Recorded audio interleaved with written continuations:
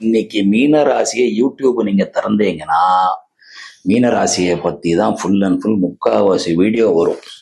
அப்போ மீன ராசியின் தற்போது ஏழரை நாட்டு சனி நிலைமை என்ன அப்படின்னு கேட்டீங்கன்னா, 50 வயசுக்கு மேல இருக்கிற ஏழரை நாட்டு சனிலாம் கவலையே படாதீங்க. 50 வயசுக்கு மேல இருக்கிறவங்களுக்கு அது 2வது சொத்து, பிரச்சனையே கிடையாது. நிம்மதியா இருங்க தயவு செய்து. இந்த 50 வயசுக்கு கீழே இந்த 30 வயசு 25 வயசு யாருக்காவது ஏழரை நாட்டு சனி நடந்தது அப்படின்னா கடுமையா உழைக்க வைக்கும்.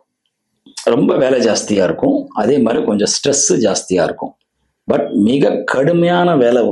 ஏன்னா சனி பகவான் உத்தியோகக்காரகன், தொழில்காரகன். யாருக்காவது அஷ்டமத்து சனி ஏழரை நாட்டு சனி இருந்தது அப்படின்னா அவங்க பயப்பட வேண்டாம். உழைக்க வைக்கும், பயங்கரமா வேலை செய்யணும்.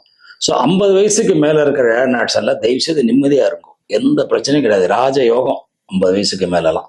இந்த 30 வயசுக்கு கீழே இருக்கிறவங்க உழைக்கிறதுக்கு தயாரா இருங்க. சோம்பேறியா இருந்தீங்கன்னா கொண்டு போய் சனி பகவான் வேற லெவல்ல விட்டுருவார்.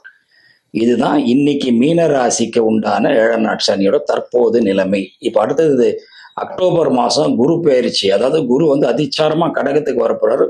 மிகப்பெரிய யோகம் இருக்கு மீன ராசிக்கு. கவலையே படாதீங்க.